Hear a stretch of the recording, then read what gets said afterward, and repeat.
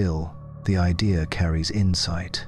If positive matter energy can be balanced by gravity's negative ledger, a tiny quantum fluctuation need not borrow a huge budget to seed a universe.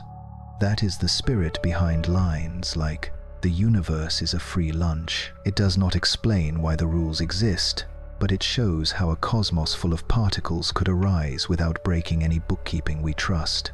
Now add the strangest entry on the ledger, vacuum energy. Even with all particles removed, quantum fields retain a baseline energy.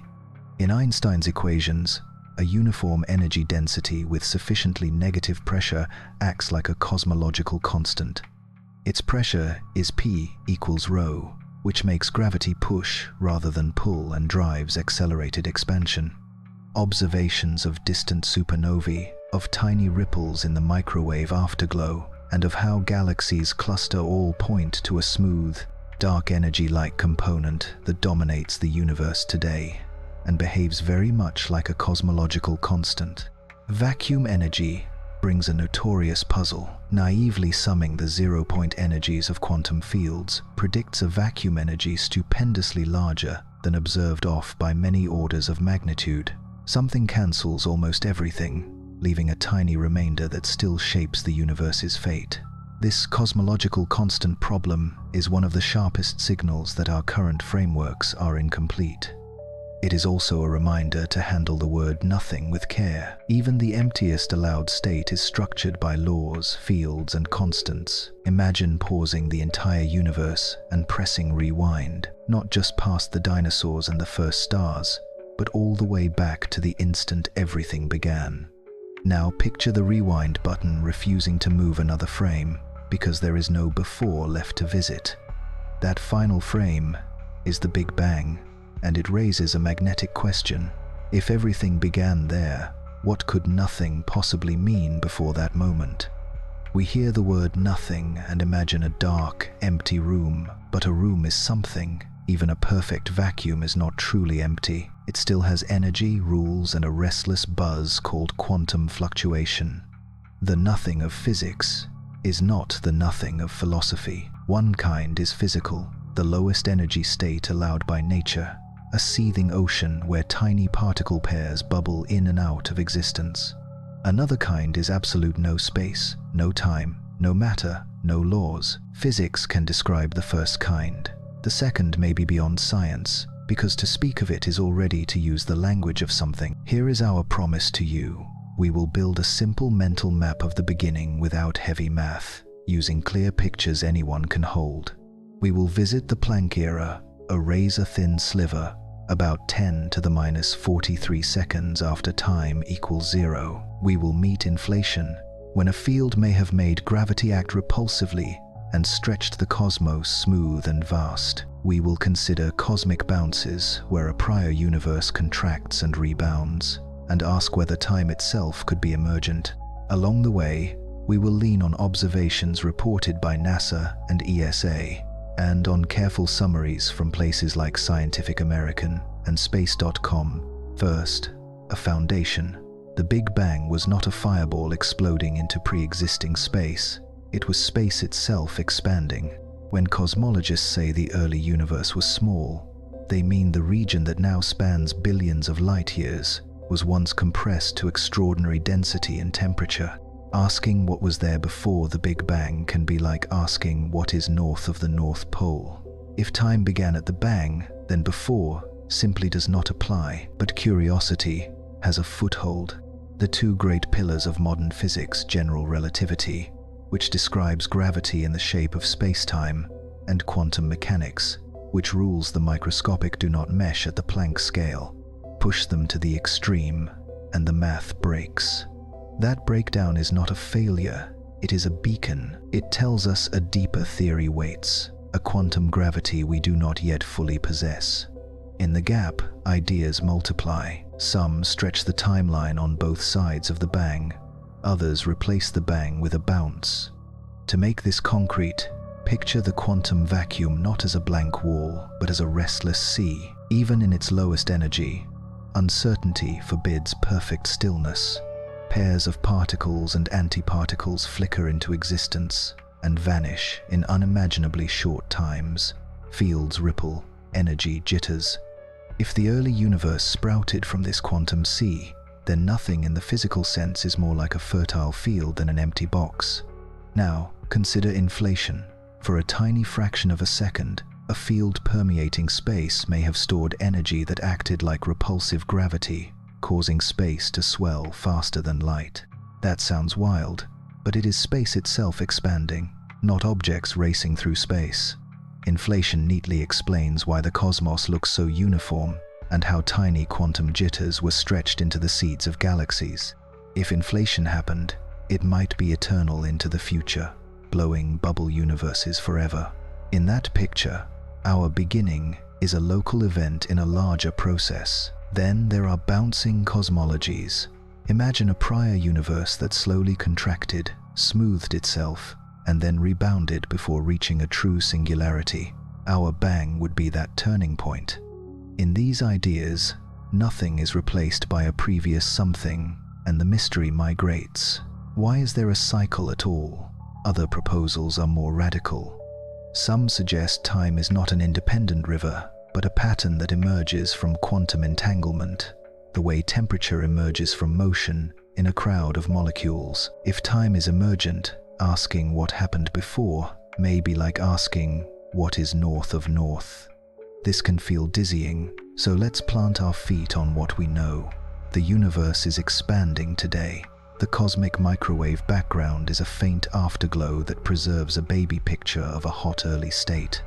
The ratios of hydrogen, helium, and a trace of lithium forged in the first minutes match what astronomers observe in ancient stars and gas. These anchors let us push toward the frontier without drifting into fantasy. They are why cosmology is a science and not merely a collection of imaginative stories. So what did nothing look like before the Big Bang? Maybe it didn't look like anything because there was no before at all. Maybe the vacuum, with its quantum rules, is as close to nothing as nature allows, and universes are what it produces when given a chance. Maybe the deepest nothing, the absolute absence of law, number, space, and time is not something physics can touch, because to describe it is already to use the tools of something. That is not a disappointment. It is a clue about where our questions belong. Here is how we will proceed. Whenever we meet a new idea, we will make it ordinary, translate it into everyday language, and tie it back to evidence. When we meet a paradox, we will slow down until it dissolves, and when we hit the edge of the map, we will say so and explain why the edge is there. If you are ready, take a breath. The next step is the Planck frontier, where time, space, and energy refuse to stay separate, and where nothing begins to whisper, almost. We have reached the fog line where evidence ends and imagination begins, and the signpost in that mist has a name, the Planck frontier. Think of it as the smallest meaningful tick mark on nature's ruler and the briefest beat on nature's clock. Beyond it, our two best theories, Einstein's general relativity and quantum mechanics, talk past each other, like two musicians playing different songs in the same room. To step earlier than this frontier, we need a single harmony, a theory of quantum gravity. Until we find it, the fairest move is to map the edge with care and say what we know and what we don't. What sets that edge? Three constants: c, the speed of light; g, the strength of gravity; and h, the quantum of action, combined to carve out natural scales called the Planck units. The Planck length is about 10 circumflex negative 35 meters. The Planck time is about 10 circumflex negative 43 seconds, and the Planck temperature is around 10 circumflex 32 Kelvin. These numbers are not decorations. They mark the regime where space-time can no longer be treated as smooth, and where quantum fuzziness should shake the very stage on which physics plays out. Before we leap into that haze, let's anchor to what we can actually see. The earliest image of the universe available to our instruments is the cosmic microwave background, the faint afterglow left when the hot early plasma cooled enough for light to travel freely, roughly 380 0,000 years after the beginning. The pattern of tiny ripples in that afterglow, mapped by NASA's WMAP and ESA's Planck satellite, shows a universe nearly uniform yet delicately lumpy. Those ripples are fossil seeds of today's galaxies, and their statistics say the early universe was simple, almost flat, almost the same in every direction, with faint primordial fluctuations. We do have other messengers that whisper from even earlier. Neutrinos decoupled about a second after the beginning, forming a cosmic neutrino background we have not yet imaged directly, but that leaves nudges in the proportions of hydrogen and helium forged in the first minutes. And gravitational waves ripples in space-time could carry news from the first instance, perhaps even from an inflationary burst. Experiments on Earth and in space keep listening. For now, the microwave sky remains our oldest photograph. So, what actually fails at the Planck scale? General relativity treats gravity as geometry.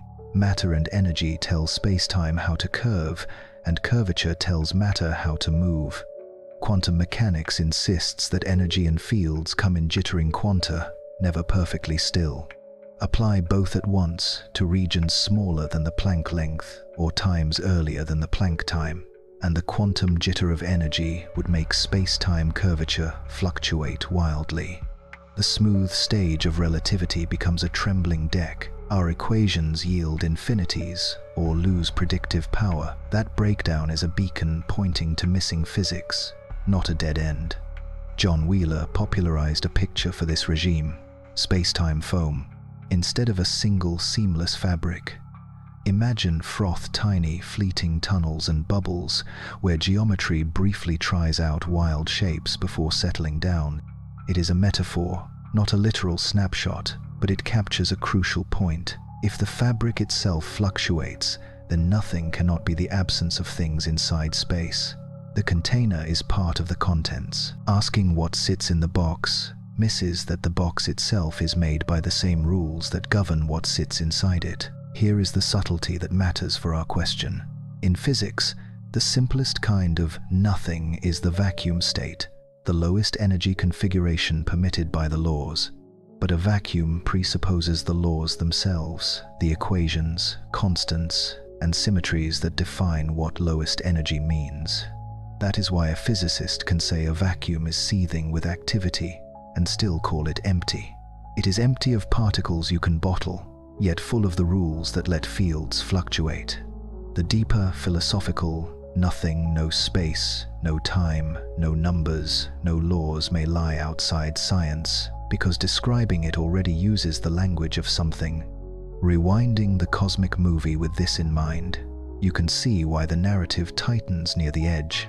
As the universe shrinks in our mental playback, temperatures climb, densities spike, and the kinds of particles that can exist change. Protons and neutrons melt into a quark-gluon fluid. Earlier still, the known forces may have united.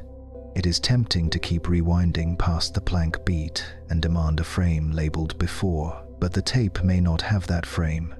The singularity theorems of Hawking and Penrose say that, under broad conditions, general relativity makes geodesics incomplete, going backward in time. In plain words, our equations say the track ends. That does not guarantee a singularity, only the need for new physics. Where does that leave nothing, caught between two meanings? If the Big Bang marks the birth of time, then before is as meaningless as north of the North Pole, and the sensible nothing is the vacuum-like ground state from which our space-time emerges when the rules hold. If, instead, some prehistory existed, a bounce, a cycle, or quantum tunneling, then nothing might mean a boundary condition inside a larger framework, the way a glassy lake surface hides a churning depth. Either way, the question is not empty. It points toward the theory we need and the evidence we should seek. This section has been about the edge itself, how we know it is there, why our equations fail, and why that failure is a clue. Next, we will explore the first big candidate for what happened at or around that edge: cosmic inflation, a burst of repulsive gravity that could stretch quantum fuzz into the smooth canvas we inhabit, and perhaps explain why our universe looks the way it does. Inflation is the first big candidate for what happened at the edge we just mapped. It tackles 3 headaches the ordinary hot Big Bang leaves behind. First, the horizon problem. The microwave afterglow has almost the same temperature everywhere, even across sky patches that could not have exchanged light or heat if expansion had always been slow. Second, the flatness problem. The cosmos looks astonishingly flat, as if any initial curvature was ironed away. Third, the relic problem. Many high-energy theories predict heavy relics, like magnetic monopoles, that we do not see. The bold fix is to let space itself act, briefly, like a strange fluid with negative pressure. Imagine a field called the inflaton permeating space.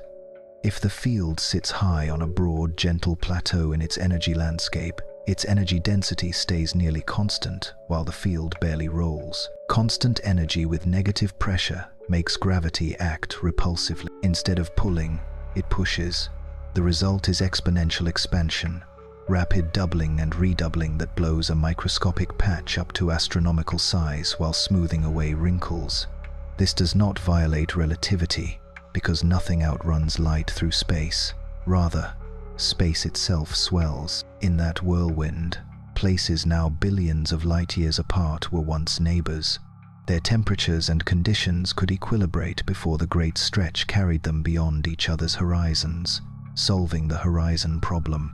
Exponential expansion drives the overall curvature toward flatness. Any initial bend is ironed out, solving the flatness problem. The same expansion dilutes any unwanted relics to invisibility.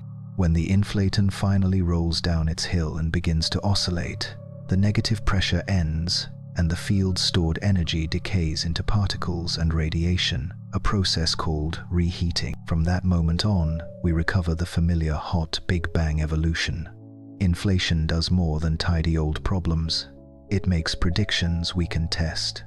During the inflating phase, quantum fluctuations of the inflaton and of space itself are stretched from subatomic scales to astronomical scales. What begins as tiny jitters becomes slight, over and under densities sprinkled across space. After inflation ends, gravity amplifies those seeds. Overdense patches attract more matter and grow into the filaments, clusters, and galaxies of the cosmic web. Underdense patches become vast cosmic voids. The statistics of these seeds are predicted to be nearly scale invariant and close to Gaussian, which is exactly the pattern mapped in the microwave sky. Even the acoustic peaks, the repeated humps in the microwave background's power spectrum, fit the inflationary script. They are echoes of sound waves that sloshed through the early plasma of electrons, protons, and photons before light broke free. Their positions and heights tell us about the composition of the universe and the geometry of space, and they align with an origin in quantum seeds stretched by rapid expansion. In plain language, inflation takes quantum fuzz and turns it into the blueprint for everything we see. Another potential signature is the polarization of the microwave afterglow. Ripples in space-time, primordial gravitational waves produced during inflation, would twist that polarization into a distinctive swirly pattern called B-modes. Several teams have hunted for those curls with exquisite sensitivity. An early splash of excitement faded when dust in our own galaxy mimicked the signal, and the community became more cautious. The story so far is that any primordial B-modes must be small, which already rules out many models that predict strong gravitational waves. Important caveat: inflation is not a single theory but a family of scenarios defined by the inflaton's potential and by how the field evolves. Some potentials look like wide plateaus, others like shallow bowls, ridges, or steps. Each shape predicts slightly different statistics for the ripples and different levels of gravitational waves. That diversity is a virtue. Observations can winnow the family, favoring some shapes and discarding others. It is also a reminder that we have not yet identified the inflaton in any laboratory, and we do not yet know how it connects to known particles and forces. Mention inflation, and another idea often follows: eternal inflation. In some setups, Quantum jitters make parts of the field linger on the high-energy plateau, even as other regions roll down, end inflation, and reheat. The first patches become bubble universes like ours. The lingering patches keep inflating, spawning new bubbles without end. From inside any one bubble, the others lie forever beyond view, separated by expanding space. This picture is called the multiverse. It flows naturally from certain versions of inflation, but it remains speculative and unconfirmed. What does all this say about nothing? If inflation happened, then our observable universe emerged from a tiny, smooth patch dominated by the vacuum-like energy of a field. In that sense, nothing was not an absolute absence, but a particular state of fields obeying definite rules. The rules mattered. They set the field's shape, the expansion rate, the statistics of the ripples, and the way reheating populated the cosmos. Inflation turns a low entropy, nearly featureless state into a structured universe with galaxies, stars, and planets.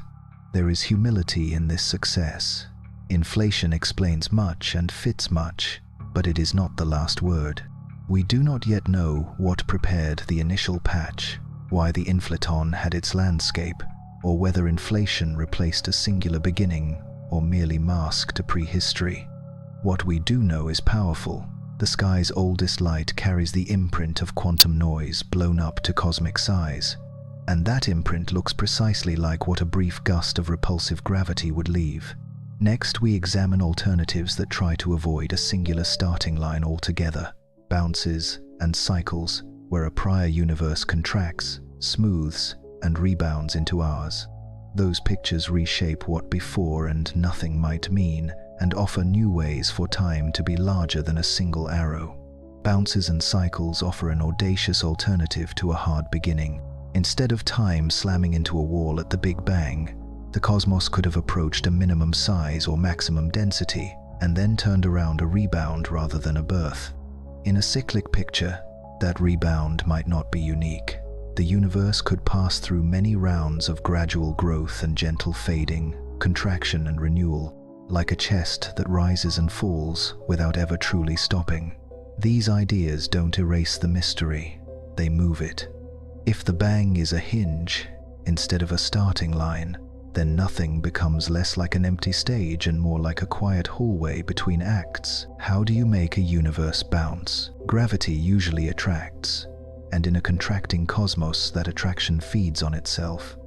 Left alone, contraction amplifies small directional differences, squeezing space into a crumpled, anisotropic state that races toward a singular crunch. To reverse course cleanly, you need a mechanism that tames those runaways and replaces the singularity with new physics, something that keeps curvature finite and carries the tiny ripples that seed galaxies safely through the turnaround. One route comes from loop quantum cosmology, which borrows the notion of discrete geometry from loop quantum gravity and applies it to the entire universe. In this approach, space isn't infinitely divisible.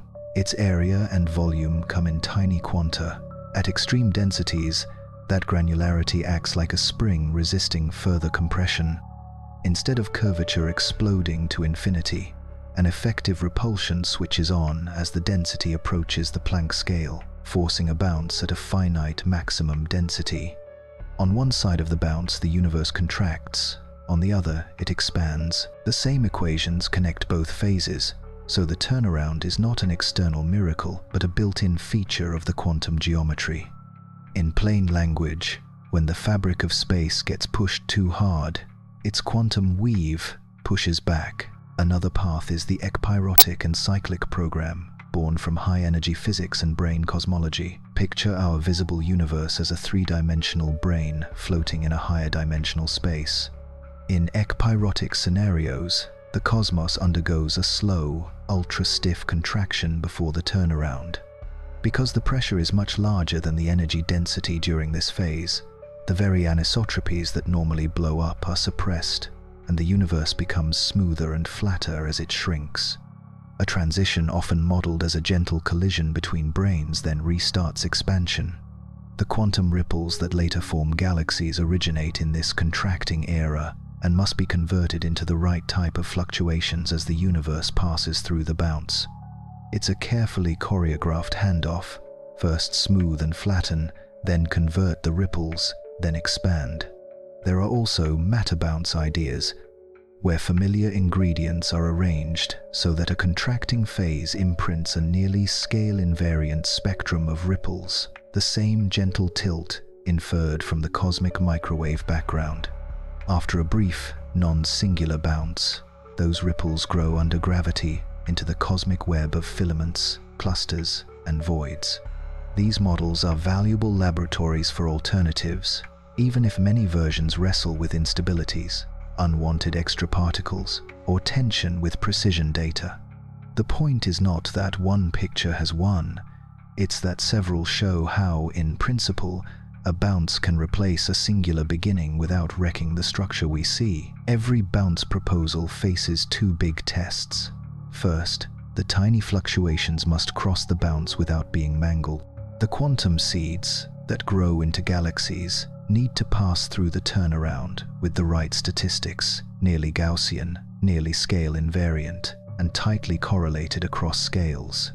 Second, the model must make predictions that can be told apart from inflation.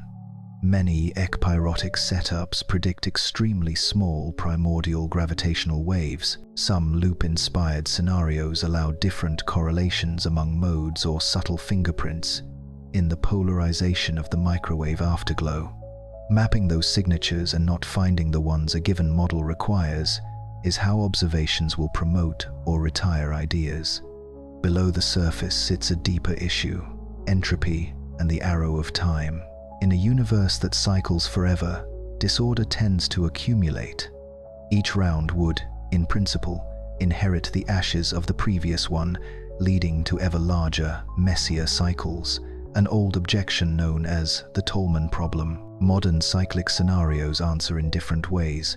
Some argue that the ultra-smooth ekpyrotic contraction acts as a cosmic reset, flushing away anisotropies and entropy into degrees of freedom that do not return after the transition. Others propose that an enormous stretch of space between cycles dilutes old clutter beyond relevance before the next contraction begins.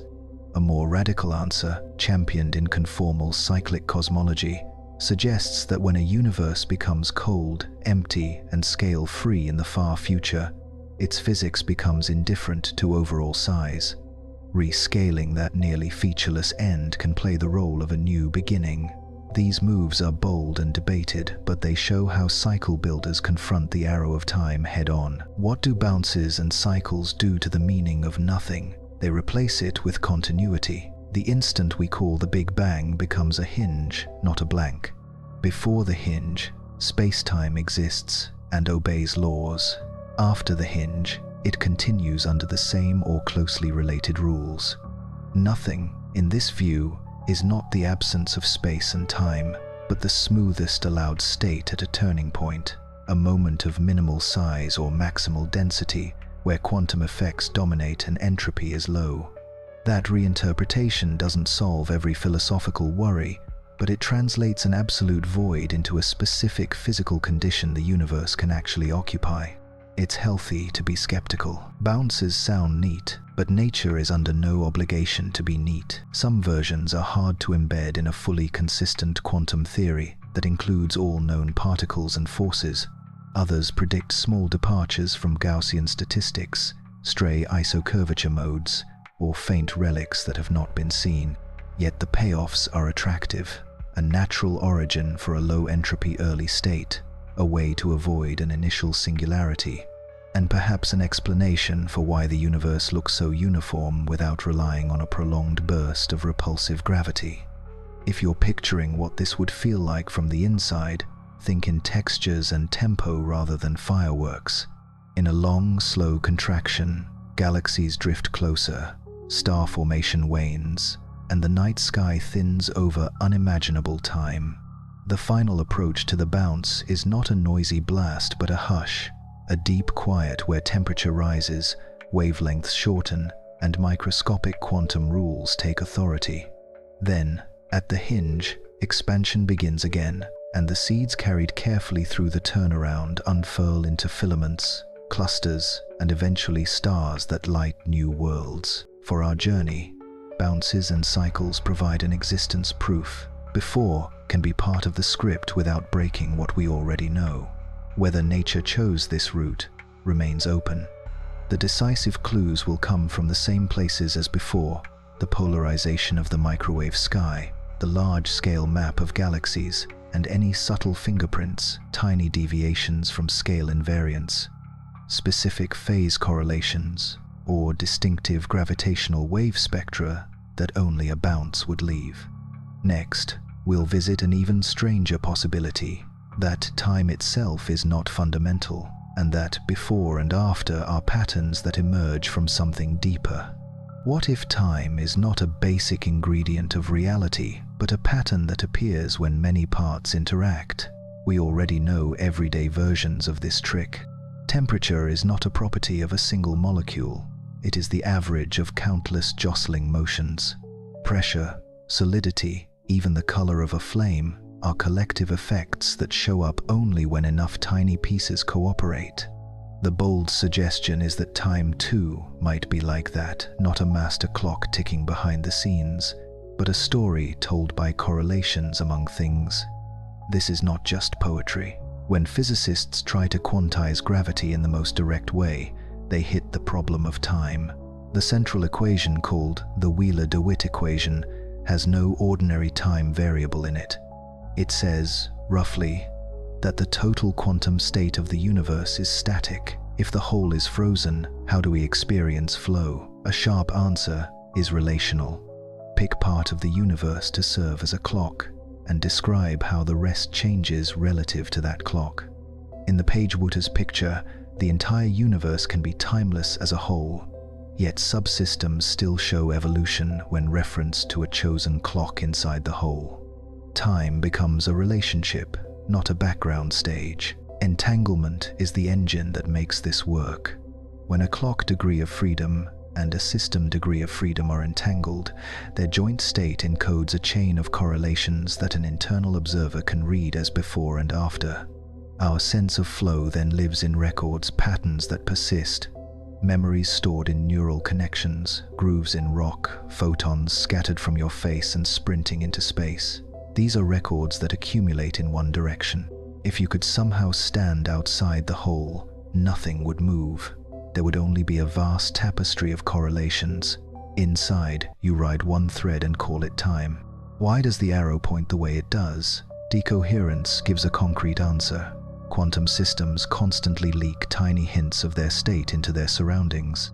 A bath of air molecules, a sea of photons, the cosmic microwave background all act as witnesses. They harvest information about certain stable properties and, by doing so, suppress delicate superpositions.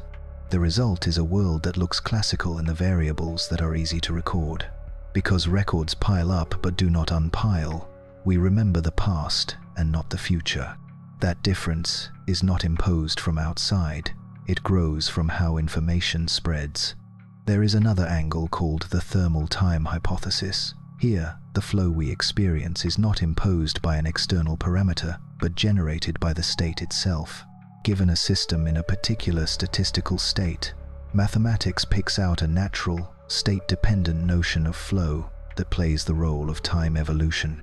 In plain language, what you can control and measure defines which way time goes for you. This meshes with lived experience. We orient by processes that are easier to run one way than the other, mixing cream into coffee, cooling metal, aging stars. The arrow we feel most strongly is thermodynamic. Entropy tends to rise, and the ease of making records rides on that rise. If time can emerge, space may be emergent too, and the two might be woven from the same thread entanglement. Simple tensor network models show how connecting quantum bits in specific patterns produces an effective geometry with distances and even curvature. In holographic duality, a quantum theory without gravity living on a boundary is, in certain setups, equivalent to a theory with gravity in a higher dimensional bulk. In that picture, patterns of entanglement on the boundary literally build the shape of space inside. The more the parts are entangled, the closer they sit in the emergent geometry. In this spirit, space and time are not containers, they are the grammar of large-scale correlations. Other approaches rethink the raw ingredients. Causal set theory imagines that the fundamental layer is a discrete collection of events ordered by cause and effect. There is no continuous stage at all. The order is the stage. What we call time is the partial order in which events can influence one another, and what we call volume is how many elements fit in a region. Loop quantum gravity uses spin networks, graphs labeled by quantum numbers, to represent chunks of area and volume. Dynamics turns those graphs into spin foams, a combinatorial dance in which geometry changes in discrete move. In both views, continuity and smooth flow are not fundamental, they are large-scale illusions born from many tiny steps. Where does this leave nothing and the Big Bang? If time is not fundamental, asking what happened before may simply be the wrong kind of question. The Big Bang becomes a special configuration in the space of correlations rather than a first tick of an external clock. Nothing, in this language, might mean the sparsest possible pattern of correlations, the lowest entropy, lowest complexity state from which durable records can begin to form. The no-boundary idea pushes this picture to its cleanest point. The early universe is not launched from a sharp edge in time, but rounded off by quantum rules, the way Earth's surface is rounded at the pole. There is no earlier than in the conventional sense. There is only a condition that seeds the simplest correlations. Ideas this radical must earn their keep. They reframe the central puzzle as initial simplicity. Why were early correlations so uniform that an arrow could ignite? They also hint at tests. Does the cosmological arrow always align with the quantum arrow set by decoherence? Are there subtle imprints of time symmetry across the bang, a matching of statistical patterns on the largest scales, or specific signatures in the polarization of the microwave afterglow that would support a time-symmetric boundary? As observations sharpen, they can prune families of models that make the wrong bets about those correlations. For us, inside the story, this does not make time an illusion in the trivial sense. Pain still hurts, music still unfolds, choices still matter. Emergence does not mean fake, it means built from below. Think of a wave rolling across the ocean. The water molecules mostly bob in place. The wave, a relational pattern among many molecules, marches forward and breaks. In the same spirit, if time is a pattern of correlations, it can be as real as a wave, even if no single molecule carries it. If time and space can emerge from entanglement and order, then nothing looks less like a black, empty room and more like an almost featureless weave waiting to be patterned. The question, what was before the Big Bang, turns into what boundary conditions selected the simple state from which complexity could grow. Next, we take those boundary ideas head-on, the no-boundary wave function, quantum tunneling from a nearly empty vacuum, and the audacious claim that a universe can spring from what physics calls nothing, while still respecting the rules that make nothing something. Two of the boldest proposals for the beginning try to replace a sharp starting line with a rule for selecting the simplest possible first state. One is the no-boundary wave function, often linked to James Hartle and Stephen Hawking. The other is Alexander Vilenkin's tunneling from nothing. They disagree on the fine print, yet share a spirit. Do not tack an external before onto the universe. Instead, let quantum mechanics itself pick a boundary condition that is minimal, smooth, and fertile. Start with the no-boundary idea. Imagine trying to describe the entire universe with a single quantum wave function. Instead of tracking electrons in a box, you let the wave function assign amplitudes to whole, possible universes, different shapes, sizes, and field configurations. To compute those amplitudes, you use a path integral, adding up contributions from simple, smooth geometries. Near the putative beginning, you perform a mathematical trick called a Wick rotation. ordinary time is replaced by an imaginary time coordinate. That move turns the equations for space-time into a form where the initial singular spike can be rounded off. The geometry becomes like a smooth cap, the way Earth's surface rounds at the North Pole. There is no razor edge where time starts. Instead, time emerges as the geometry opens up and the coordinate rotates back to ordinary, ticking time. In this picture, no boundary does not mean nothing exists. It means the earliest region is boundaryless in the time direction, like a sphere with no edge. And the histories that dominate are the smoothest ones allowed by the rules. Because smoothness costs the least action in the path integral, those histories are favored. Crucially, many of the favored histories look like a small, nearly closed universe that naturally slides into an inflationary phase. The no-boundary rule then acts like an origin story for simplicity. Start round and quiet, then let quantum ripples, stretched by inflation, plant the seeds for later structure. Vilenkin's tunneling idea tells the story in a different accent. Think of a ball sitting in a valley, blocked from rolling by a small hill. In quantum mechanics, a particle can sometimes appear on the far side of the hill without ever climbing over it, by borrowing a sliver of uncertainty to tunnel through.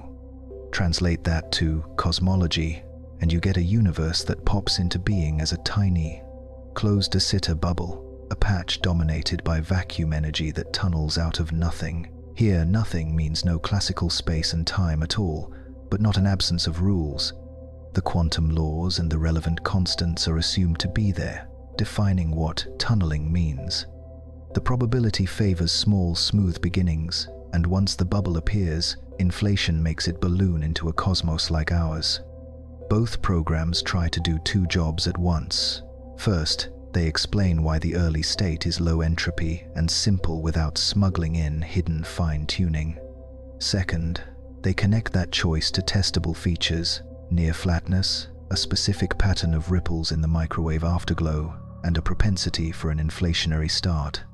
In both, the wave function of the universe is not a metaphor. It is a device that assigns weights to entire classical stories. As the universe grows, interactions with fields and radiation cause decoherence, which suppresses delicate superpositions among large-scale histories and allows one coarse-grained narrative, the one we inhabit, to look classical. There are elegant bonuses. One is energy accounting. Gravity's field carries negative energy.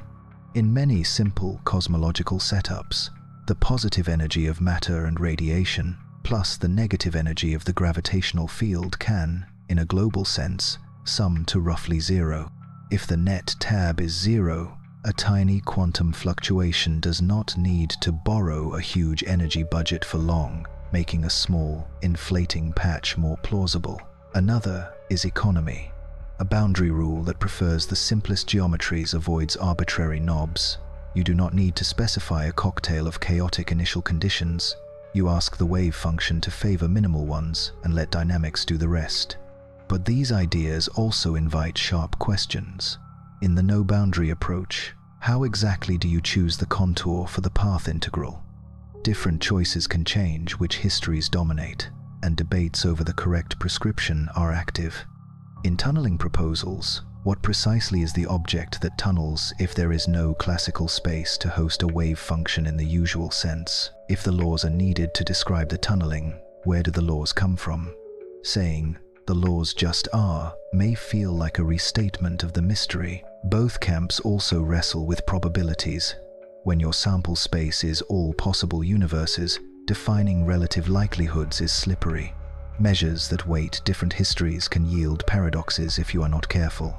What about observable footprints? Here is the conservative read. Both boundary ideas tend to prefer a universe that is very nearly flat, with primordial fluctuations that are close to scale invariant and Gaussian, and with a low level of primordial gravitational waves, features that match what the microwave sky already suggests. Depending on the inflationary potential, some versions predict a slight suppression of power on the largest angular scales or tiny non-Gaussian fingerprints. The hints we have for such anomalies are delicate and debated. Future polarization maps, better galaxy surveys, and improved studies of the largest scale correlations are the kinds of data that can reward or punish specific boundary prescriptions.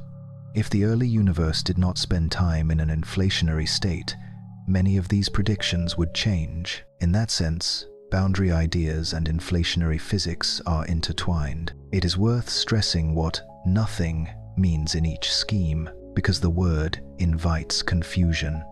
In the no-boundary view, the earliest region is not empty. It is a compact, smooth geometry where the distinction between time and space blurs and then emerges. In tunneling, nothing is the absence of a classical background, yet the quantum rules still frame what can happen. Neither proposal claims creation ex nihilo in the absolute philosophical sense. They offer a minimal starting condition within physics, not an account of why the rules themselves exist. So which, if either, is right? Nature will decide. Mathematics can show consistency and elegance. Observations can prune the family tree. If coming measurements continue to squeeze the allowed gravitational wave background, they will disfavor boundary choices and inflationary potentials that predict large tensor imprints. If a small, specific departure from scale invariance appears only on the largest scales, it may point to a particular way of rounding off the beginning. If nothing distinctive shows up, the surviving versions will be the most conservative ones, smooth starts that look, statistically, very much like what we already see. For our guiding question, these boundary ideas flip the script. Instead of demanding a cause that precedes time, they ask for a rule that shapes the first moment from within. Nothing becomes the smoothest allowed configuration or a quantum leap from no classical stage at all. Either way, the lesson repeats. Physics can speak precisely about the simplest something. Absolute nothing remains a different conversation. Next, we turn to a related riddle with sharp edges. Could a universe really cost zero, with positive matter energy cancelled by gravity's negative ledger? And does that help explain why there is something rather than nothing? We will follow the energy bookkeepers from the early vacuum to today's dark energy and ask how close the balance sheet can get. Let's follow the energy bookkeepers. Could a universe truly cost zero? In everyday physics, energy is conserved because the laws look the same from one moment to the next. That symmetry has a name, Noether's theorem, and it ties time translation symmetry to energy conservation. The cosmos, however, is not a static stage. It expands, and the expansion rate itself changes. In general relativity, there is no single global clock for the entire universe, and for expanding cosmologies, no guaranteed global energy ledger that must balance at every moment. What remains sacred is local conservation. The stress energy in any small region obeys precise accounting as it interacts with the geometry of space-time. A simple example makes the point. Photons traveling through an expanding universe are stretched by the growth of space. Their wavelengths increase and their energies drop. Where did the lost energy go? Nowhere else. There is no external bank it must be paid into. The geometry changed, and with it, the definition of energy for those modes. That answer feels odd, only if we insist on judging a dynamical cosmos by the rules of a static laboratory. What, then, do people mean by negative gravitational energy? In Newtonian gravity, bound systems have negative potential energy. You must do work to pull the Earth away from the Sunday. In a broad heuristic sense, the positive energy of matter and radiation can be offset by gravity's negative contribution, suggesting a near-zero total for a spatially flat universe. In certain idealized spacetimes that are flat at infinity, one can even define a precise gravitational energy, ADM energy. But our universe is not asymptotically flat, so no universally accepted global energy number exists for the real cosmos. The zero total slogan is a useful intuition pump, not a theorem carved in stone. Dark energy also reframes conservation. A pure cosmological constant has constant density. As space grows, the total dark energy content within any co-moving region increases. It can look as though energy appears from nowhere, but nowhere is the wrong demand. In a universe without global time translation symmetry, global energy is not a sacred invariant. The honest statement is modest. Locally, the equations keep perfect accounts. Globally, there is no single master ledger to consult. Where does inflation fit in this bookkeeping? During inflation, the vacuum-like energy of the inflaton field dominated. Its negative pressure drove repulsive gravity and rapid expansion. When inflation ended, that stored energy decayed into a hot sea of particles reheating, filling the young universe with matter and radiation. From then on, energy flowed into structure. Gravity gathered matter, stars ignited, heavy elements were forged, and planets later formed. Much later, as matter thinned with expansion, dark energy took over the cosmic budget and began to accelerate the expansion again. What about laboratory hints that vacuum energy is real? The Casimir effect, tiny forces between closely spaced metal plates, arises because the allowed quantum modes in a cavity differ from those in open space. It is not a direct measurement of the cosmological constant, and it does not solve the constant's smallness, but it shows that empty space has calculable, measurable consequences. The vacuum is not a poetic metaphor. It is a stage with quirks you can test. So does zero total energy explain why there is something rather than nothing? Not by itself. It softens one obstacle, how a universe can exist without violating conservation, but it does not pick the rules, set the constants, or choose the boundary condition that favors a smooth start. The zero-cost picture is one ingredient in a larger recipe. Quantum mechanics permits fluctuations. Gravity supplies negative energy. A simple boundary condition selects smoothness. Inflation stretches quantum seeds. And decoherence turns fragile quantum possibilities into robust classical records we can later read in starlight and background radiation. If you are listening for a single moral, take this. In cosmology, nothing collapses into the rules. A vacuum state with fields and constants is not absolute absence. It is the simplest something those rules allow. Energy accounting at the largest scales is not a courtroom drama with a final global balance. It is a set of local ledgers written on a flexible stage. Those ledgers are good enough to grow galaxies, build stars, and light worlds. They may also be good enough to let a universe begin without an external bankroll.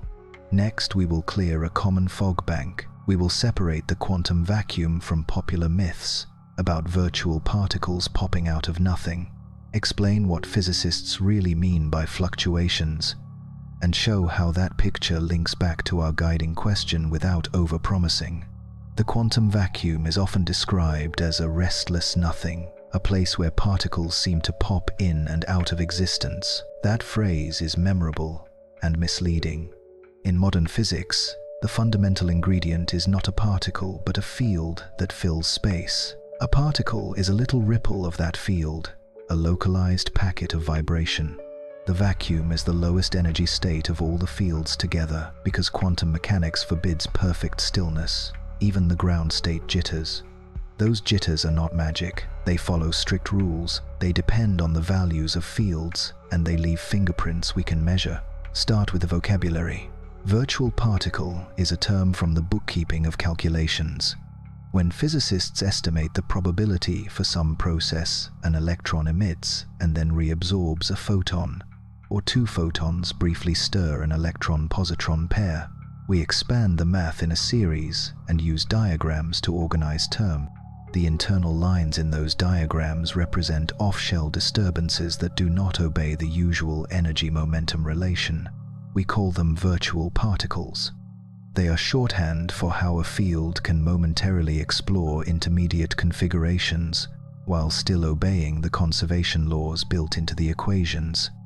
If that still sounds abstract, listen to the laboratory. Two classic effects come straight from vacuum activity. The Lamb shift is a tiny displacement of electron energy levels in hydrogen caused partly by the electron's interaction with the electromagnetic field's jittery ground state. The Casimir effect is a small attractive force between closely spaced metal plates because the plates alter which electromagnetic modes can exist between them compared to outside.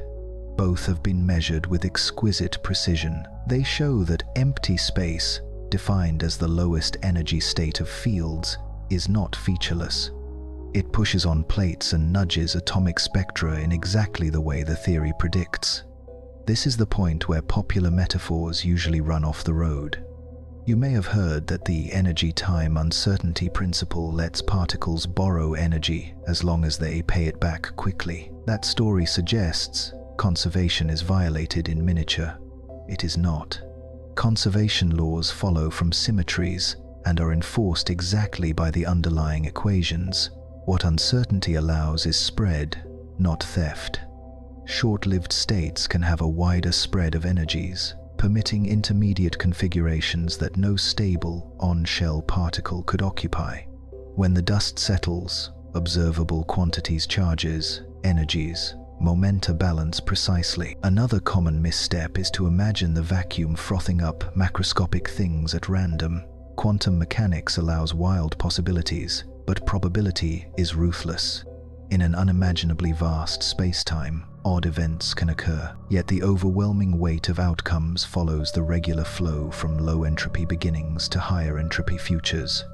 This is why Boltzmann brains observers that pop out of thermal or quantum noise are a red flag.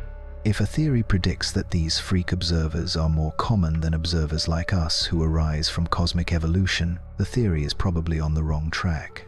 Viable models arrange the initial conditions and dynamics so ordinary structure wins by a huge margin. So how do fluctuations matter for the cosmos we see? During inflation, microscopic fluctuations of the inflaton field and of space-time itself were stretched from subatomic to astronomical scales. After inflation ended, gravity amplified the slight over, and under densities, those fluctuations produced. The results are written into two grand observables. One is the cosmic microwave background, whose temperature and polarization patterns form a statistical map of the primordial jitters. The other is the large-scale clustering of galaxies and cosmic voids, the evolved descendants of those same seeds. We do not detect virtual particles popping. We detect a pattern of correlations that matches the statistics a fluctuating vacuum would imprint and inflation would magnify. With that in mind, it helps to separate three different senses of nothing. First, everyday nothing, a box pumped nearly empty of gas. It still contains fields, the geometry of space, thermal photons leaking through walls, and a faint gravitational tug from the rest of the universe. Second, the physical vacuum, the lowest energy state of the fields, humming with quantum fuzz. This kind of nothing shifts atomic lines, pushes on plates, and when coupled to gravity can behave like a cosmological constant or power an inflationary burst. Third, the philosophical absolute, no space, no time, no fields, no numbers, no rules. Physics can speak precisely about the first two. The third is not obviously a scientific object, because describing it already uses the language of something. One more refinement ties the micro to the macro. Decoherence. Quantum fluctuations are born as delicate superpositions, but as the universe expands and matter interacts, information about certain properties leaks into the environment. A bath of photons, neutrinos, gas, and dust. That leakage suppresses interference among alternatives and picks out robust patterns we can treat as classical records. It is why the primordial ripples behave like classical random fields by the time we read them in the microwave sky.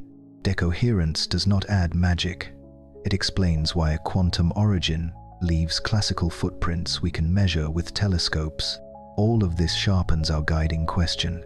If the early universe could sit for a fleeting moment in a simple vacuum-like state, then the phrase "from nothing" points to rules and boundary conditions, not to conjuring tricks. The vacuum is not a fountain of free miracles, but it is not nothing either.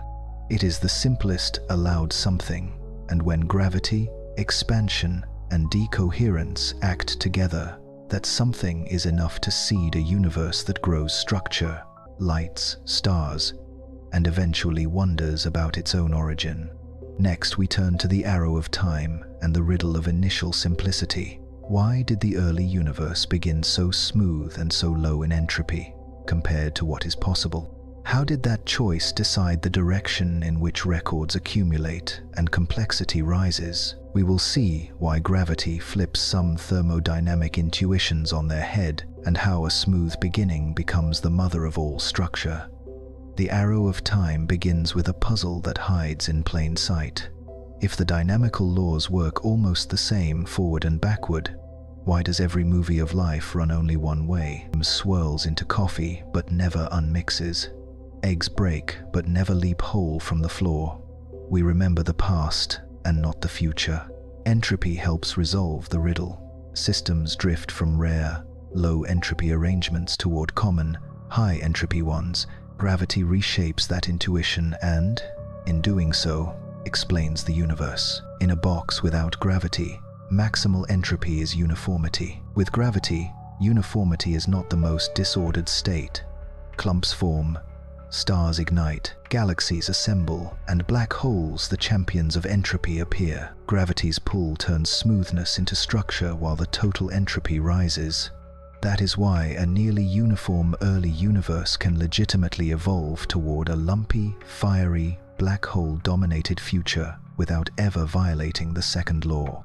You can see this logic in the sky's baby picture. The cosmic microwave background shows tiny ripples riding on remarkable uniformity. The radiation itself was high-entropy photons near thermal equilibrium, but the geometry was special. Roger Penrose expressed this with the Weyl curvature hypothesis. Near the beginning, the curvature associated with tidal distortions and gravitational waves, the Weyl part was close to zero.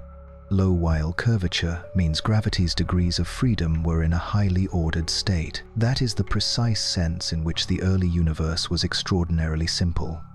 Where did that specialness come from? One clear move is the past hypothesis. The universe began in a very low entropy macro state. It is a boundary condition, not a new force.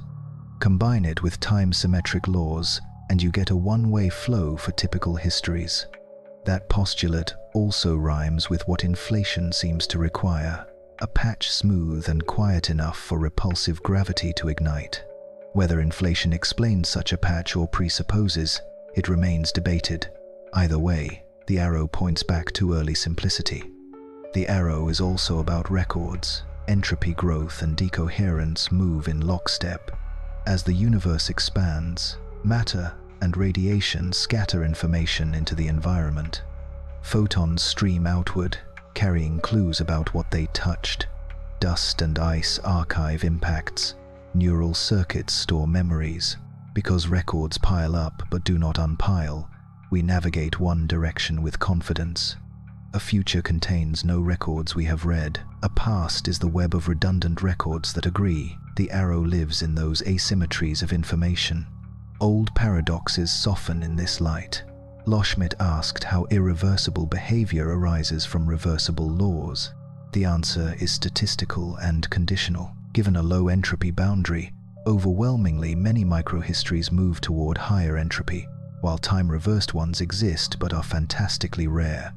Poincaré recurrences are real in principle, yet their timescales for macroscopic systems dwarf the age of the cosmos, and gravity relentlessly alters the stage by forming black holes and driving expansion. Hawking radiation creates the sharpest paradox in modern physics. If the radiation were perfectly thermal, featureless, then as a black hole evaporates, the detailed information about what fell in would seem to vanish.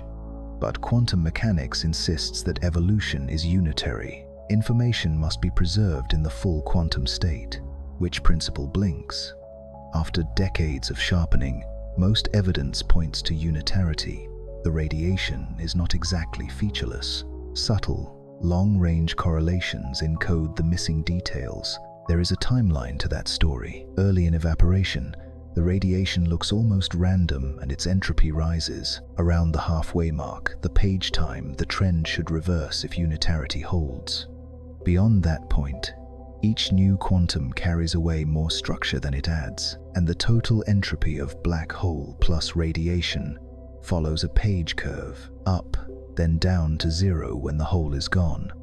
Recent progress recovers this curve using semi-classical gravity augmented by quantum extremal surfaces and islands that effectively assign parts of the interior to the radiation when computing entropy. Another thread tightens the link between geometry and information.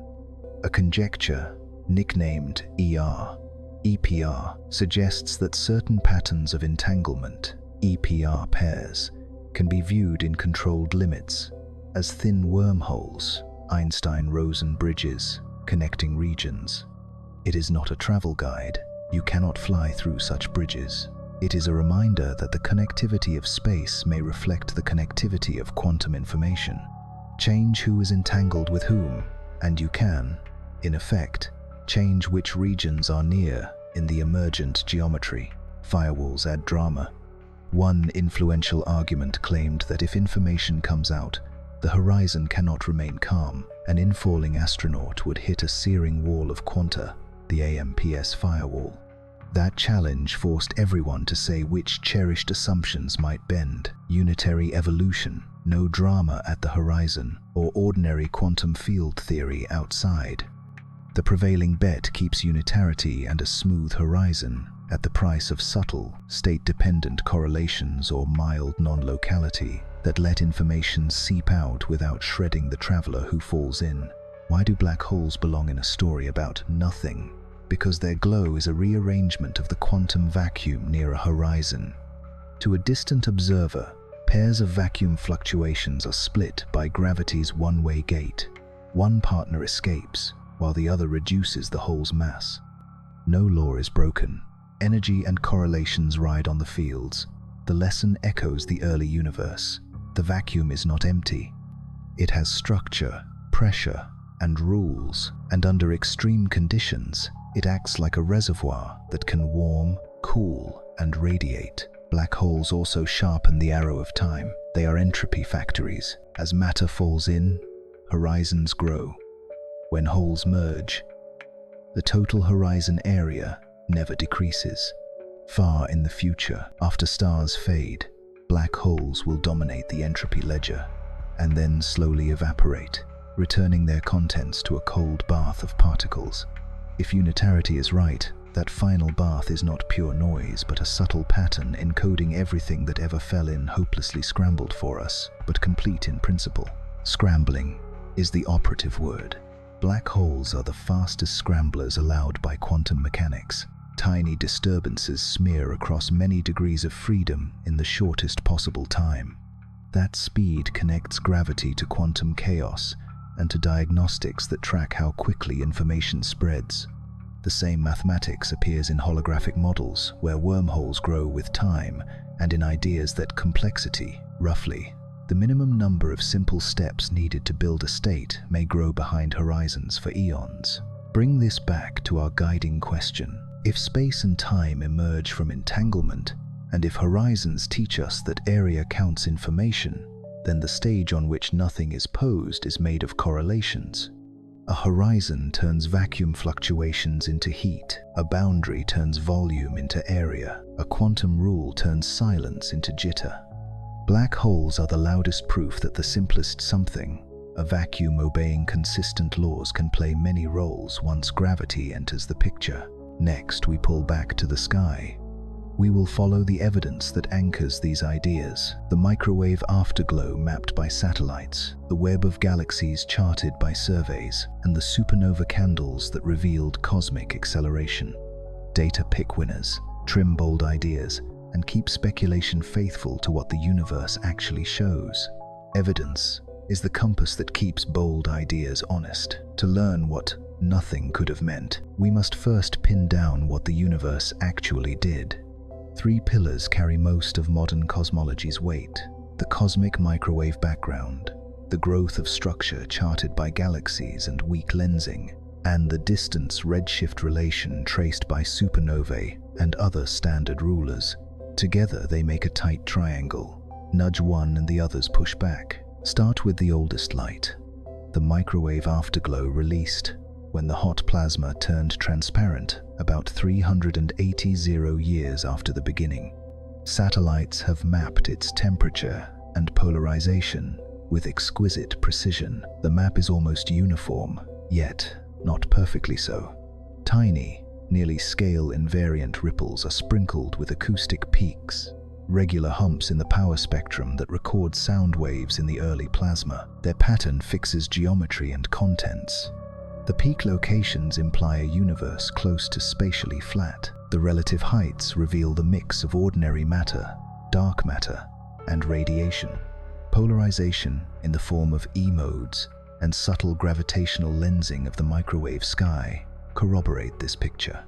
The ripples are almost perfectly Gaussian, and the current non-detection of primordial B-mode polarization sets a low upper limit on gravitational waves from the beginning. The second pillar is the cosmic web, the way matter clumps across vast distances. Redshift surveys have charted millions of galaxies, revealing filaments, clusters, and voids that grew from the tiny seeds written in the microwave sky. A subtle statistical wrinkle, the baryon acoustic oscillation, BAO scale, acts as a standard ruler. Galaxy pairs are slightly more likely to be separated by a specific co-moving distance that echoes those ancient sound waves. Measuring that ruler at different redshifts tells us how fast space has expanded, how distances scale with time, and how curvature behaves. Weak lensing, the gentle distortion of galaxy shapes by foreground mass, adds a second map of the same web and cross-checks gravity's pull. The third pillar is the distance ladder built from exploding stars. Type Ia supernovae, when carefully calibrated, shine with near-standard brightness. Plot observed brightness against redshift, and you reconstruct the expansion history. The striking result at the turn of the century was that distant supernovae are dimmer than a decelerating universe would allow. The expansion is speeding up. That acceleration, also favored by the microwave peaks and the BAO ruler in galaxy maps, points to a smooth, persistent component with negative effective pressure dark energy. A fourth, quieter check, lives in cosmic chemistry. In the first minutes, when the universe was a roiling nuclear reactor, light elements formed. The predicted abundances of hydrogen, helium, and deuterium match what astronomers infer from pristine gas clouds and ancient stars. Even the long-discussed oddities around lithium are small dents in an otherwise tight fit. This concordance pins down the temperature, density, and expansion rate during those minutes and ties any origin story to concrete numbers. These pillars do more than set parameters. They veto whole classes of stories. A cosmos that did not expand from a hot, dense state would not paint a near-perfect blackbody microwave sky. Initial conditions that were too jagged would not evolve into the gentle, Gaussian patterns we map. Gravity that pulled differently on large scales would scramble the web in ways lensing would catch. Inflationary models that predict strong primordial tensors or large non-Gaussianities are squeezed by the lack of those signals in the data. Data also expose tensions, and those are gifts. Independent methods of measuring today's expansion rate cluster around different values by a few percent. Whether that reflects unknown systematics or a hint of new physics is still open, and the answer will reshape how we think about both the early universe and late-time acceleration. Likewise, surveys keep refining how fast structures grow. If growth is slightly slower than the simplest model predicts, that may signal subtleties in how gravity operates across cosmic scales. What does this observational map say about nothing? First, the simplest physical nothing, a vacuum-like state obeying stable rules, concede exactly the statistical patterns we observe once gravity and rapid expansion get involved. Second, absolute philosophical. Nothing is not required to explain any measurement. Every success so far leans on definite laws, fields, and symmetries. Third, the space of viable beginnings is narrow. Any proposal for a before, a bounce, or a boundary must land on a state whose statistics match the maps we already have. Notice the style of these winds. None depends on one fragile measurement. The microwave peaks, the BAO ruler, supernova distances, weak lensing maps, and primordial chemistry interlock. Remove one, and the others still demand a hot, dense, early phase, nearly scale-invariant seeds, and late-time acceleration. That redundancy is why cosmology has grown more confident even as it admits mysteries what dark matter is made of, why vacuum energy is so small yet non-zero, and whether gravity needs gentle amendments on the largest scales. This is the healthy rhythm of the field.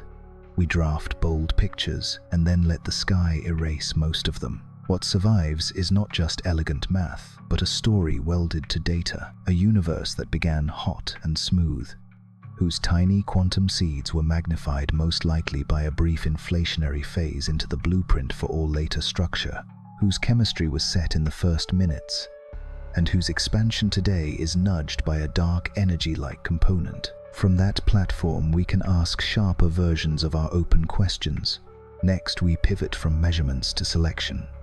We will weigh the multiverse idea, anthropic reasoning, and whether explaining something rather than nothing might reduce to explaining why the parameters that permit complexity are the ones observers like us can see.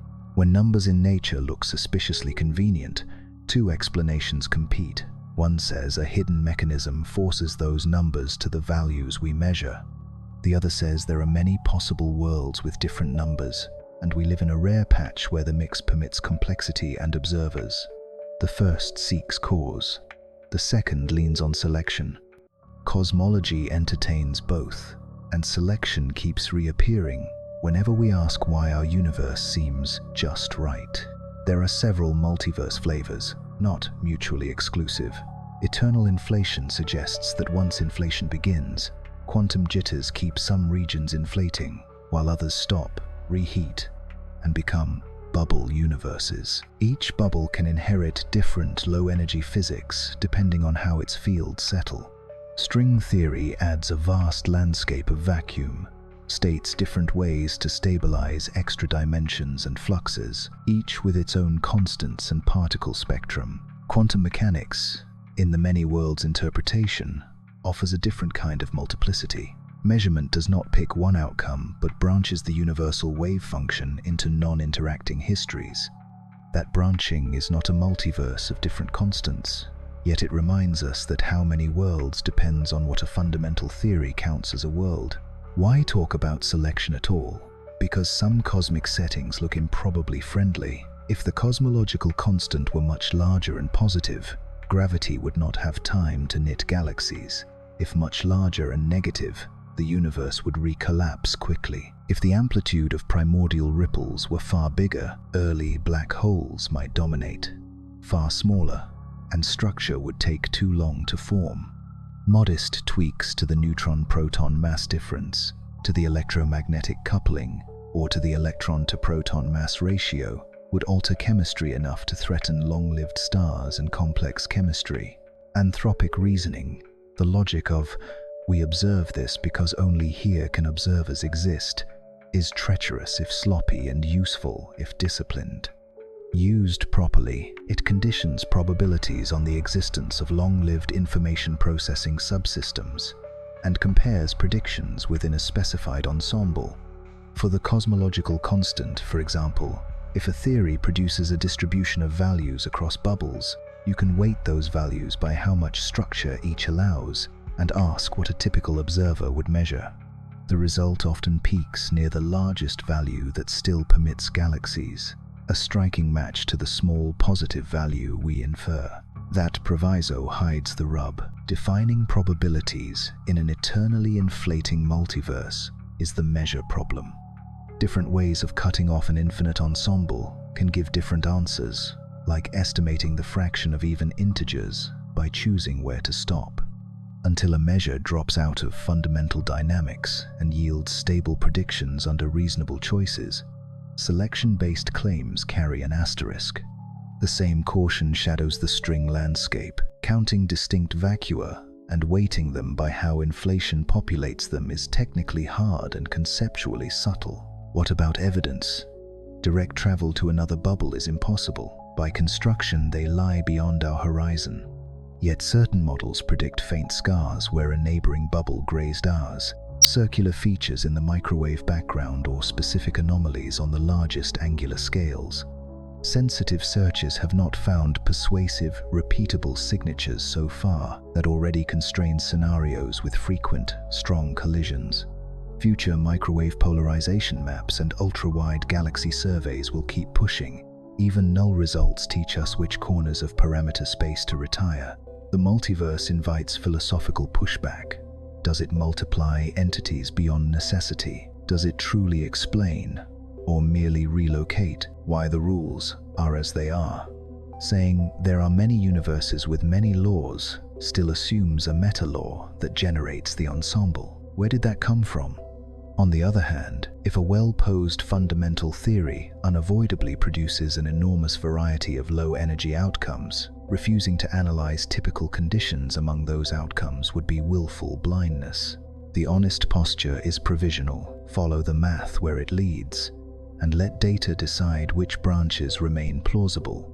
Selection effects are real in ordinary science. Astronomers correct for Malmquist bias when bright objects are overcounted in flux-limited samples. Biologists interpret traits through survival filters. In cosmology, selection may be part of the story. If the laws produce variety on ultra-large scales, the danger is freeloading, invoking selection whenever a number looks awkward. The discipline is to specify the ensemble, state the measure, and produce predictions that could, in principle, be wrong.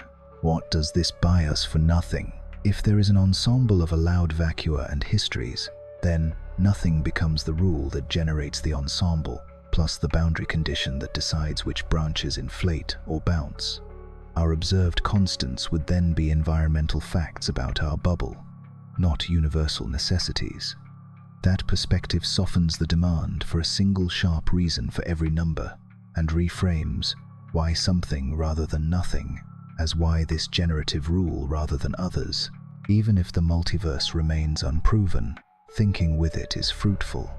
It forces clarity about which questions aim at dynamics and which at selection, exposes hidden assumptions in fine-tuning arguments, and motivates new searches, better CMB scans for collision scars, galaxy surveys that probe ultra-large modes, and laboratory clues that might tie our vacuum to a deeper theory. If future data keep favoring small tensors, near Gaussian ripples, and cosmological constant like dark energy, the most conservative multiverse pictures will quietly remain viable. If distinctive anomalies appear, bolder branches may gain traction. Either way, the lesson echoes our larger theme. Physics can give precise ensembles and conditional predictions. It cannot yet derive the entire rulebook from first principles. For our journey, selection is a bridge between a simple vacuum is enough and there might be many vacua. We can cross that bridge cautiously, grateful for observations that tell us when the footing holds and when it cracks. Next, we climb toward the highest rung of explanation we can responsibly discuss. Are laws themselves emergent? Can numbers be computed from deeper principles? And what are the honest limits of science when we ask why there is something rather than nothing at all? At the highest rung we can responsibly climb, two questions come into focus. Could the laws themselves be products of something deeper? And can the numbers inside those laws be derived instead of simply stated? A cautious path begins with emergence. The world organizes in layers. Fluids obey hydrodynamics whether their molecules are water or helium. A guitar string sings the same note whether its atoms are carbon or steel. In each case, countless microscopic details are forgotten and only a handful of collective variables survive. Cosmology may be similar. The laws that shape space, time, and matter at cosmic scales could be the large-scale grammar of a deeper micro-story. Renormalization makes that forgetting precise. When we coarse-grain, a theory averaging over tiny wiggles and zooming out its parameters flow with scale. Very different microscopic systems can land on the same fixed point and share the same large-scale behavior. They belong to a common universality class. That is why magnets near a critical point and boiling liquids share the same exponents. By the same logic, some laws that feel fundamental may be effective descriptions of deeper microdynamics, beautiful because many details do not matter once you zoom out. Symmetry stands beside emergence. Some symmetries are exact, others appear only at large scales. Gauge symmetry, central to our description of forces, can be understood as a redundancy in how we label states, like choosing latitude and longitude on Earth. When symmetries spontaneously break, particles gain mass and forces change character.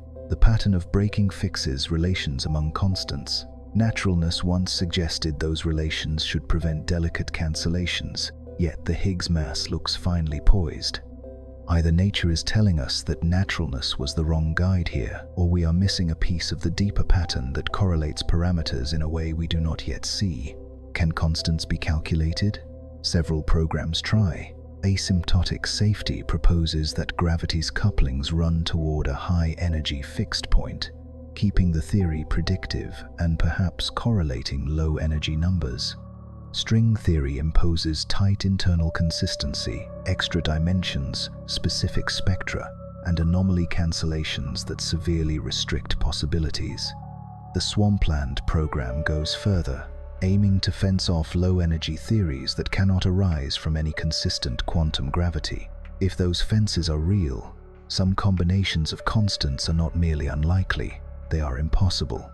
Other efforts are statistical. If a deeper framework yields a vast ensemble of low-energy vacua, a landscape, then constants vary across branches, and one predicts distributions instead of single values. That dovetails with selection effects. Observers arise where constants permit long-lived stars, stable nuclei, and rich chemistry. Used carefully, this replaces "why this exact number" with "why a value drawn from this distribution," and invites checks. Do typical observer-weighted values match what we measure? The approach is risky if used as a blanket escape, but disciplined versions make sharp, falsifiable bets about which ranges should be common. A different idea is that laws summarize information. Space may emerge from entanglement patterns. Time may be the relational order among records. Gravity may be an equation of state for unseen microstructure, as pressure and temperature summarize molecules. Black hole thermodynamics and holography sharpen this hint. The information content of a region scales with its boundary area, and in special setups, a gravity theory in a bulk equals a quantum theory without gravity on the boundary. Tensor network models even build curved spaces from webs of entanglement, with distances encoded by how strongly parts are connected. In this spirit, geometry is not a container but a map of correlations, and law is the robust behavior that any large collection of the right microbits must display. Honesty draws a line. We lack laboratory access to the Planck regime. We cannot compute every constant from first principles, and we have not produced a unique micro-theory from which spacetime and the Standard Model follow as the only low-energy phase. Where data are rich microwave maps, galaxy surveys, gravitational waves, we track them tightly. Where data thin out, we sketch possibilities, label them tentative, and ask for signatures we might actually see. Primordial B modes in polarization, 21-centimeter maps of the first stars that probe earlier times, subtle non-Gaussian fingerprints, or a background of primordial gravitational waves that would light up an inflationary origin. There is also a limit built into explanation itself. Science excels at how questions, given rules and starting conditions, what follows. Sometimes it compresses why into because any other choice breaks a symmetry or makes the theory inconsistent. But the sharpest metaphysical, Why these rules rather than none may not be reachable unless none can be framed as a rival, predictive hypothesis. Methodological naturalism is not a denial of deeper meaning, it is a contract. We answer with models that make concrete bets and accept being wrong when the sky says so. Even within that contract, deep, testable bets remain. If laws are emergent, we should keep discovering robust regularities, insensitive to microscopic rearrangements, and information-theoretic anchors for geometry. If constants are correlated by a deeper principle, precise relations among seemingly independent parameters should appear as measurements sharpen. If selection plays a role, predictions conditioned on the existence of long-lived, information processing regions must match what we see, not just hand-wave toward it. Each path risks failure in a different way, and that is healthy, because failure prunes and clarifies. What does this highest rung say about nothing? First, the only nothing physics can actually use is a rule-laden vacuum, the lowest energy state of fields obeying definite symmetries. Whether that vacuum is an emergent phase, a point in a landscape, or the outcome of a boundary rule, it is not absolute absence. Second, the early universe's smoothness might be a universal attractor of deeper dynamics, an inflationary plateau selected by consistency, a bounce stabilized by quantum geometry, or a time-symmetric cap that rounds off the beginning. Third, the values of the constants that shape stars and chemistry may be computed, selected, or both, correlated by deep consistency and then filtered by the simple fact that records and observers prefer certain corners of possibility. This does not drain wonder, it refines it. Hydrodynamics does not care which molecule carries a wave, yet the ocean remains beautiful. Likewise, if space-time and law are emergent, their regularities are the music of many hidden instruments playing in tune. Our task is to learn the melody that persists across scales, to admit clearly where the song fades, and to keep adding verses that data can judge. From here, we will braid the threads. We will set our candidate beginnings side by side, no boundary caps, tunneling starts, inflationary patches, bounces, and cycles, emergent time, and summarize what each claims, what each predicts, and what near-future measurements could choose among them. Then we will close with a frank coda, what we have earned, what remains conjecture, and how to live with a question whose edges touch both physics and philosophy. Let's braid the options and ask what each truly claims, what would count as success, and where the next decisive clues may come from. Inflation with a smooth start says our cosmos began as a tiny patch dominated by vacuum-like energy that triggered rapid expansion. It claims to solve the horizon, flatness, and relic problems, and to convert quantum fluctuations into the seeds of galaxies. Success looks like what we already see, nearly scale invariant and nearly Gaussian ripples with a small tilt, tight limits on non-Gaussianity, and at most a modest background of primordial gravitational waves. Failure would be a clear detection of strong non-Gaussian patterns or large primordial tensors incompatible with simple slow-roll potentials. No boundary and tunneling proposals are boundary rules rather than new forces. They claim to pick the simplest first state from which inflation naturally follows.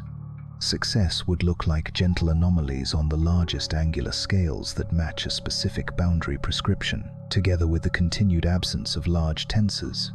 Failure would be robust evidence that the earliest geometry could not have been a smooth cap or a tiny tunneling bubble. Bounces and cycles claim the Big Bang is a hinge, not a birth. They promise a contracting prehistory that smooths the universe and ferries the right fluctuations through a non-singular turnaround. Success would include distinctive phase correlations or polarization fingerprints that differ from inflation's extremely low primordial tensors, and perhaps hints of time symmetry across the hinge.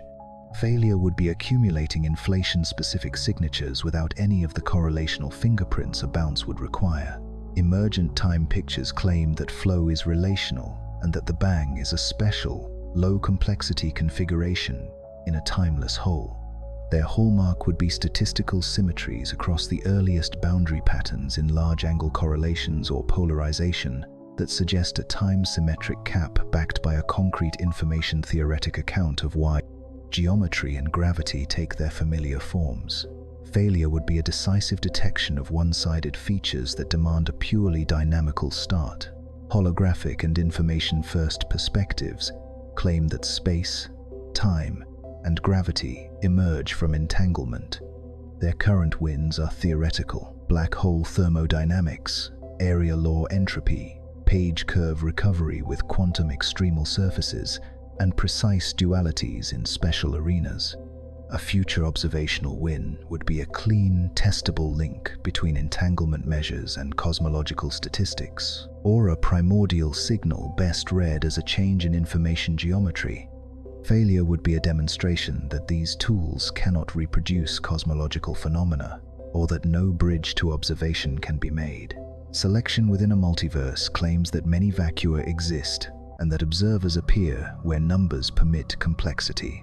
Used carefully, it predicts distributions for constants rather than single values, and compares them with what typical observers would see. Success would be a well-posed ensemble and measure that yield observer-weighted predictions, matching data and remaining stable under reasonable cutoffs. Failure would be either a mechanism that fixes the constants uniquely with no room for environmental variation, or a proof that common measure choices lead to contradictions. Energy accounting adds two crisp morals. In a dynamical universe, global energy conservation is not guaranteed, so zero total energy is an intuition pump, not a law. Vacuum energy behaves like a cosmological constant and currently dominates the expansion. Any origin story must explain why it is tiny, yet non-zero. What could decide among these pictures? Next-generation microwave experiments will sharpen limits on primordial B-modes and non-Gaussianity. A detection at a specific level would favor simple slow-roll inflation, while ever-tighter nulls would squeeze both inflationary and bouncing families to their most conservative corners. Large galaxy surveys and weak lensing maps from projects like DESI, Euclid, and the Rubin Observatory will pin down the growth of structure and cross-check gravity on cosmic scales. 21-centimeter surveys such as Hera and the SKA will map the first luminous structures, while pulsar timing arrays and space-based detectors like LISA will listen for primordial gravitational waves.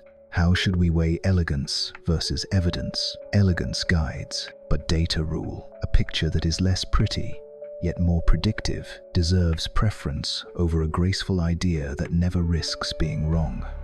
The healthiest proposals make concrete bets in multiple arenas and survive cross-checks others cannot. And what of nothing? Across all options, the same refrain returns. The useful nothing is a lawful vacuum or a minimal boundary condition, a simple state of fields and geometry from which records can begin to accumulate. Absolute absence is not a scientific rival. It belongs to a different kind of conversation.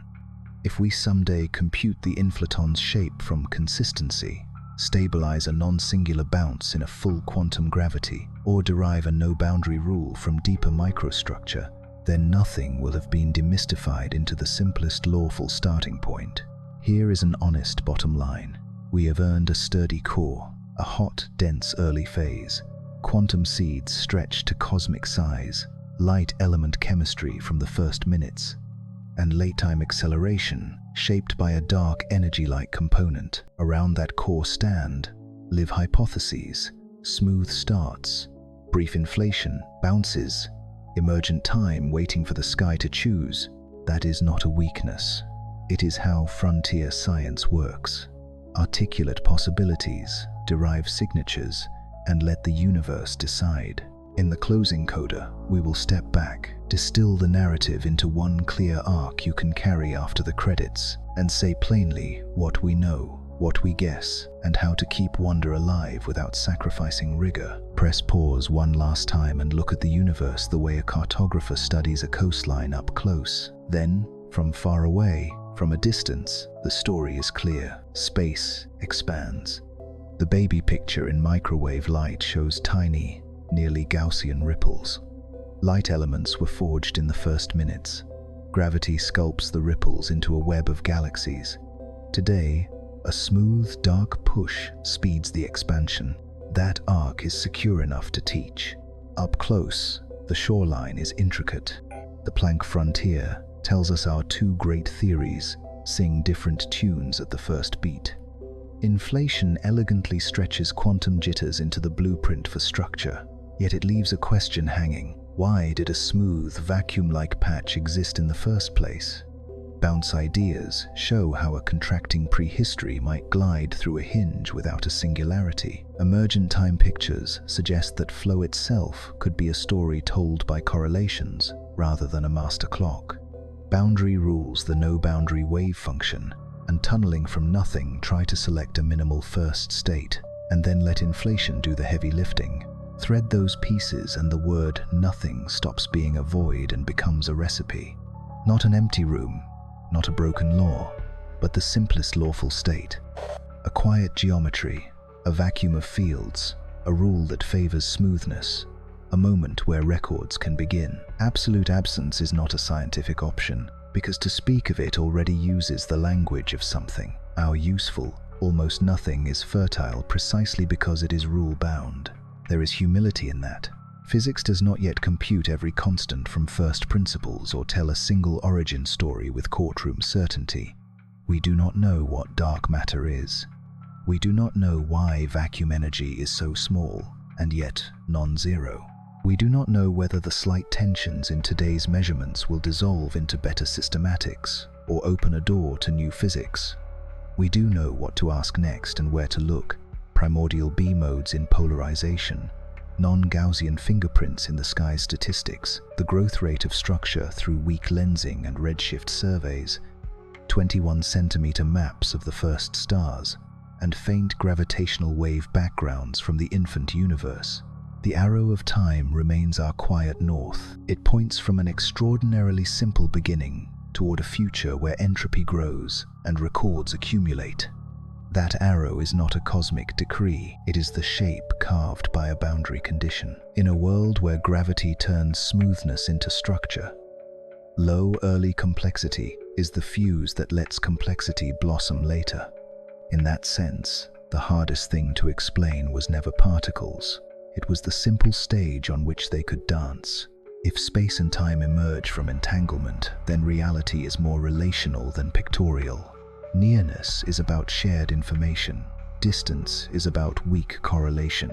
A horizon is a limit on who can stay in touch.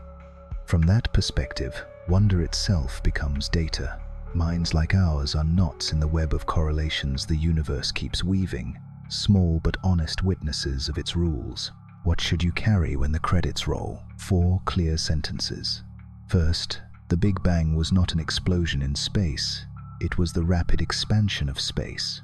Second, the early universe was smooth, hot, and simple, with tiny quantum seeds that gravity later amplified. Third, the vacuum is not empty. It is the simplest allowed something. And under gravity, it can drive expansion and light horizons. Fourth, nothing before the Big Bang can mean either that time itself began making before meaningless, or that a prior phase or boundary prepared the start. This is a complete answer, only in the way a coastline is complete on a map. True at the scale it claims, open to finer detail. The next drafts of the map will be drawn not by rhetoric but by sky. If a clean spectrum of primordial gravitational waves appears, some inflationary stories move to the front. If it stubbornly refuses, the conservative corners of both inflation and bounces survive, while the flashier models fall away. If large-angle anomalies or delicate polarization symmetries persist, a time-symmetric boundary may be speaking. Across all of it, the discipline remains the same. Start from what the sky says. Prefer ideas that risk being wrong. Separate what is earned from what is guessed. Let elegance guide but never overrule evidence. Hold mystery not as an error to erase, but as a signal that more structure waits beneath our current layer of law. So, how did nothing exist before the Big Bang? It did not, if nothing means absolute absence. The best physics we have points instead to almost nothing. A lawful, low-complexity state, a smooth cap, a tunneling bubble, a quiet vacuum patch, or a bouncer's hinge from which time's arrow could ignite, and quantum seeds could be magnified into everything we see. That answer is not the end of wonder. It is a way to keep wonder honest. If the universe is a story told in correlations, then every new map we draw either tightens the recipe or rewrites it. Listen to the faint hiss between stations on an old radio. Some of that noise is the afterglow of the beginning. Starlight, dust, and gravity wrote the rest. Between the hiss and the stars lies the shape of almost nothing, simple enough to start a cosmos, rich enough to ask the question, and generous enough to let us hear the answer at all.